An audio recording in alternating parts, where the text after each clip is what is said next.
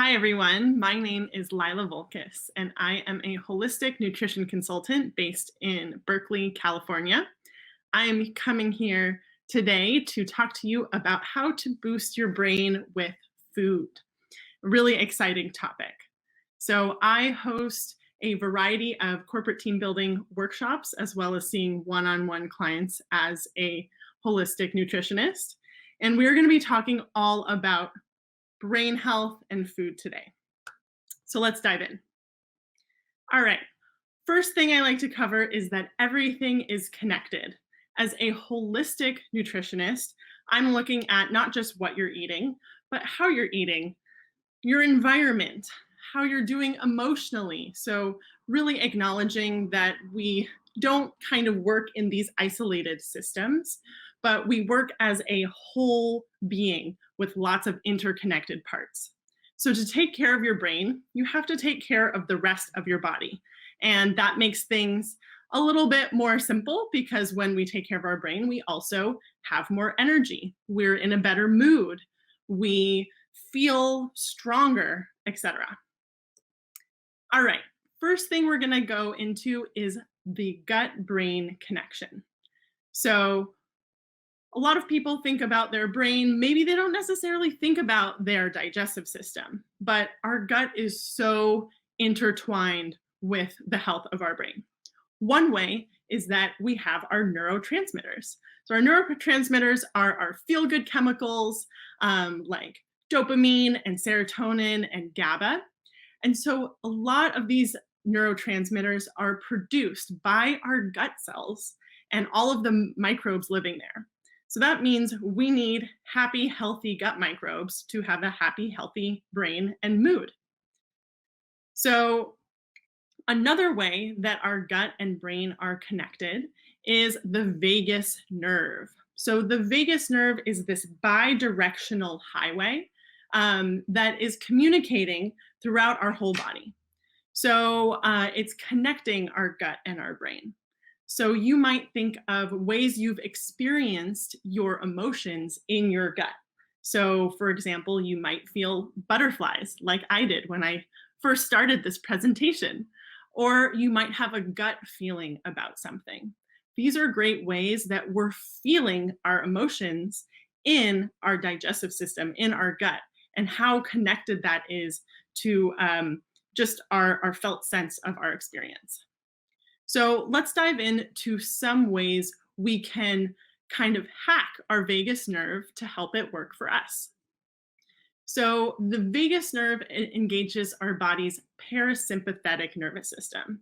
So I like to think that parasympathetic, P stands for peace, which is our rest, digest, and heal mode. And then we have our sympathetic nervous system, S standing for stress, which is our kind of run, emergency, hurry kind of mode of our nervous system. So how do we engage that parasympathetic nervous system? So one way that's not particularly about food, that's about stimulating your vagus nerve. So we can directly or indirectly stimulate our vagus nerve by doing a couple different activities. So some of them are chanting, gargling, and singing, which are going to be exercising the soft palate muscles, which is going to be exercising our brainstem, which is going to be connected to our vagus nerve. So maybe you've had experiences of singing in a group or chanting, and you get this kind of overwhelming sense of peace and calm over you. So that could be partially from the stimulation of your vagus nerve, putting you in your parasympathetic nervous system mode. So sometimes I might gargle with some water before I go to sleep after I brush my teeth. That's a great way to fit in some gargling. In previous workshops, I've actually had people gargle with me together. So if you have some water with you and you're feeling a little adventurous, you could gargle some water while I go over my next couple slides to stimulate that parasympathetic nervous system through your vagus nerve. Talking more about the gut microbes and how important they are. So our gut microbes produce short chain fatty acids. And short chain fatty acids are produced from our gut microbes by digesting fiber. So that's why eating whole fruits, vegetables, fiber-rich foods, whole foods is really important, because that's feeding your gut microbes to help protect your blood-brain barrier. So butyrate is a great example of a short chain fatty acid that is helping the maintenance of that blood-brain barrier, making sure things are staying where they need to be and not sneaking into other parts of our body in not fully digested or not in the proper form. So we want a nice, strong blood-brain barrier. And so by eating fiber-rich fruits, vegetables, nuts, grains, and beans, we are helping feed that gut microbiome. In addition to fermented foods, that's another great way we get to feed our gut microbiome, by populating it with beneficial bacteria. So some of my favorite fermented foods are sauerkraut, fermented cabbage, kombucha, also pickles. And then we have our whole dairy category of fermented foods. We've got yogurt, we've got raw cheeses, we've got kefir, and lots of other fermented things in between there. So some you might not have heard of. There's water kefir. There's also some fun coconut products, coconut yogurt, and alternative yogurts if dairy isn't really your thing. So there's always a way to get fermented foods into your diet through food. And if you're like, you know what, Lila, I don't eat fermented foods, you can always take a probiotic to help populate your gut with beneficial bacteria. All right, let's dive into what you are putting on your plate to boost your brain. So here I actually, for this slide, have a little friend. Here is a nice little broccoli friend that I like to keep in my car to remind me to eat my cruciferous and sulfur-rich vegetables. So they're gonna join me for this slide here. So vegetables containing sulforaphane, or sulfur-rich vegetables, which are going to be part of the cruciferous vegetable family. So we've got broccoli and Brussels sprouts and cabbage and cauliflower, and all of these substances these foods are neurotogenic substances that have been actually documented to help stimulate nerve growth in the brain. And so some ways I like to eat these vegetables are in, a raw salad. So I like to shred broccoli, maybe Brussels sprouts and carrots, and mix it kind of like in a coleslaw. You could also have them in a fermented form, like sauerkraut, or in pickled ways. Having a nice balance between raw and cooked is always a good idea, because when you're cooking your vegetables, you're actually destroying some of the nutrients, but cooked vegetables are easier to digest. So having a combination of raw and cooked vegetables is always a nice way to get the variety of nutrients that you might need. So if we're talking about therapeutic ways to get your vegetables in, you can try consuming at least 3 cups of these raw or cooked or even fermented vegetables a day, if you're particularly focusing on that brain health.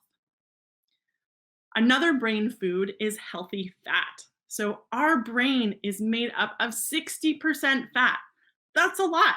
We need to be eating healthy fat. So the low fat craze is, I'm hoping that we're getting over that, but was a pretty unfortunate time in all of the pushing of low fat everything, because we need fat so much. Fat makes up our cell membranes as well. But not all fat is created equal. So that doesn't mean go and eat a bunch of French fries, but eat fats that are in their whole food form and that are going to give your brain proper nutrients to have optimal mood and focus and cognition. So some of my favorite forms of fat are going to be healthy fatty fish. So like salmon, sardines, and herring. Those are great emergency food too, because they can come in cans. And they're also sustainable, because these smaller fishes are a lot easier on the planet versus larger fish like tuna. grass-fed or organic animal products, if you choose to eat animal products. So that's chicken and beef and various other animals. Protein often comes along with fat. So eating animal products from healthy, happy sources, organic, grass-fed, pasture-raised are all things that I look for when purchasing my animal products. We also have our plant fats that are coming from nuts and seeds, avocados, coconut products. I'm a huge fan of coconut oil and coconut yogurt and coconut milk, all super tasty, as well as olive oil. So I like to think in terms of fat and our body. Our body has a certain number of parking spaces for fat.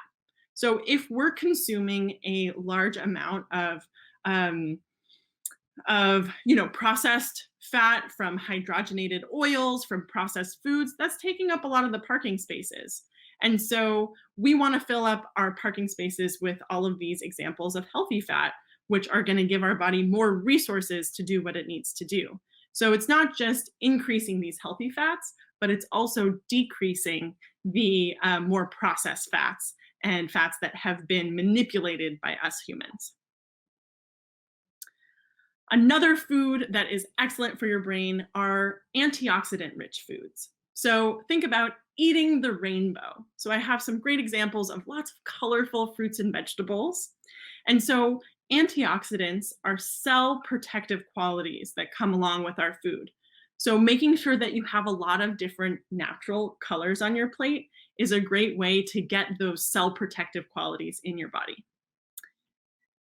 Herbs and spices. So particularly turmeric is having its time in the spotlight right now for all of its anti-inflammatory benefits.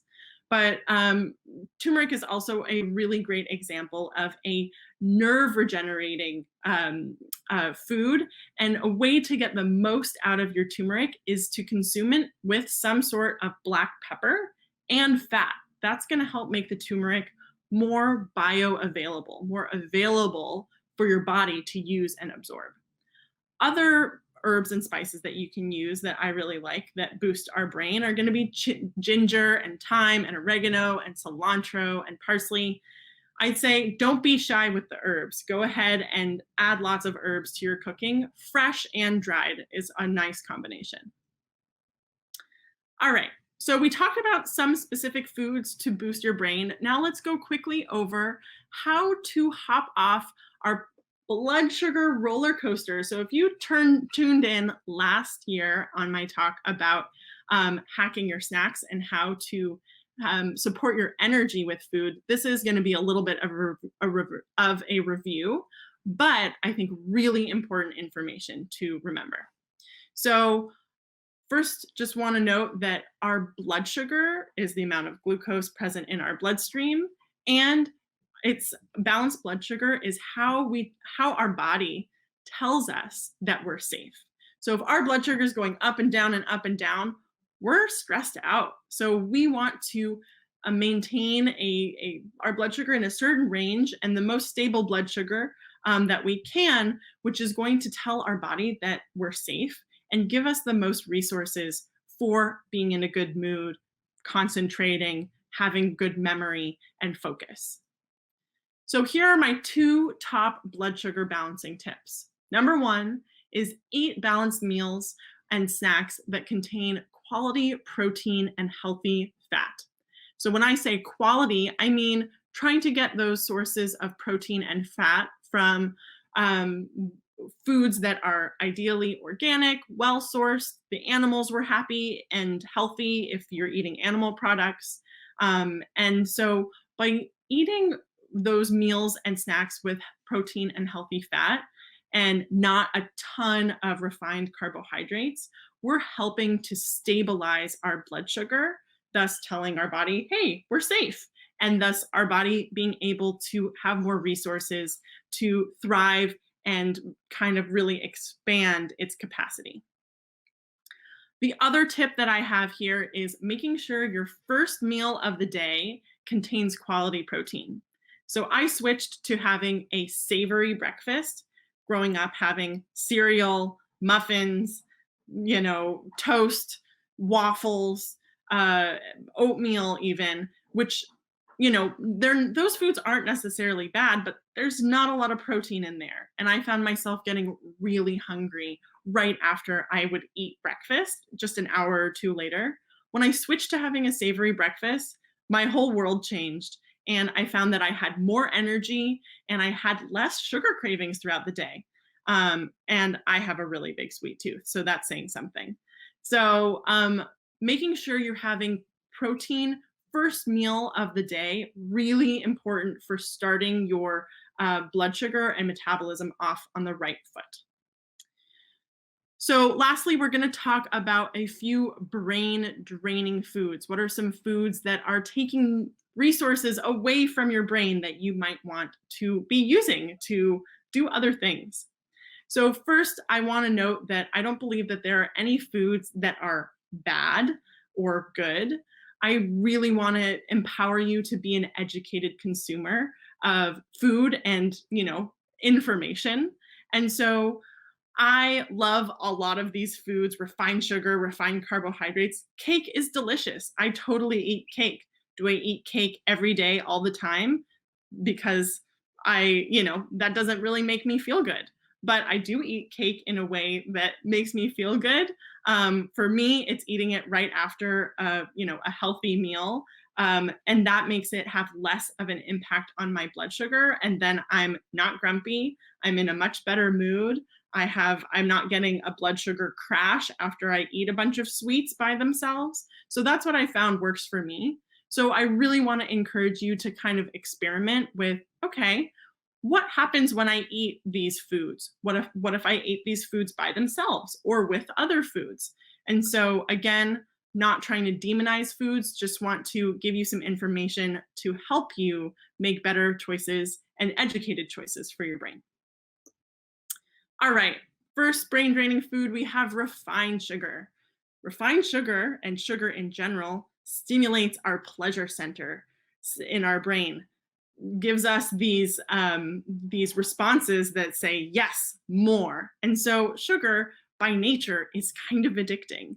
So finding ways to just have a healthy relationship to sugar, which is honestly a lifelong journey, but in examining foods that eaten in excess can be draining on your brain, sugar is absolutely one of them. It's refined sugar specifically.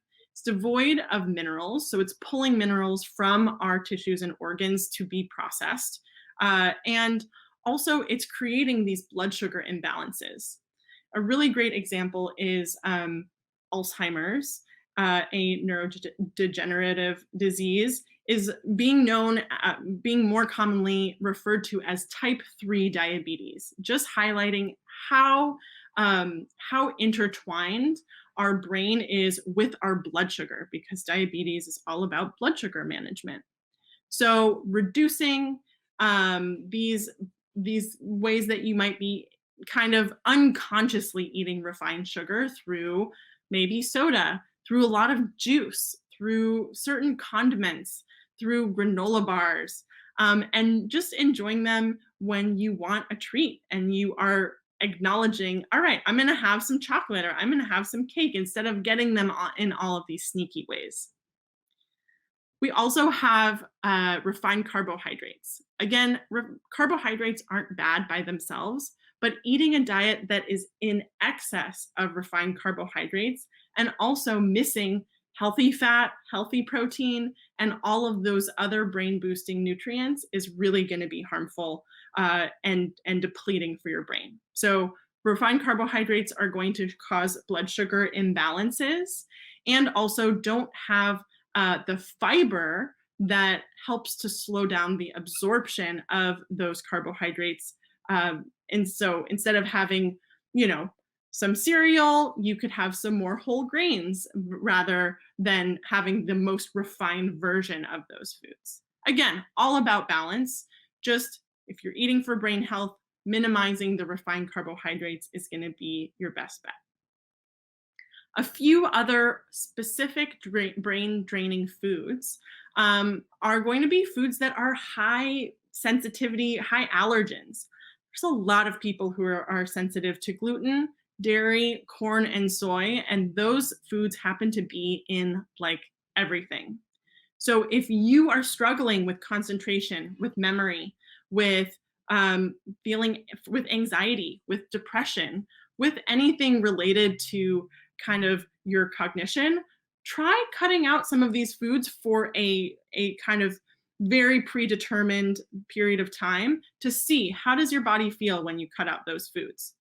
And then you get to make an educated choice if you want to add those foods back in and see, hey, does my brain fog come back? Or if you choose, hey, actually, I like how, you know, going gluten-free makes me feel, so I'm going to continue that. Besides, yeah, a great croissant here and there. A few other brain draining chemicals that we don't necessarily think about are artificial sweeteners. So that's going to be your diet sodas, MSG, which is an excitotoxin, and food additives like colorings and preservatives that come along in a lot of packaged foods. Pesticides is at the end of the list, and you will find those, unfortunately, kind of everywhere at this point, but opting for organic food and food from your farmer's market is going to be, organic food from your farmer's market too is going to be a better way to kind of try and minimize that impact of those pesticides. So I just am showing you, you're welcome to take a screenshot of this, my favorite chocolate avocado mousse recipe.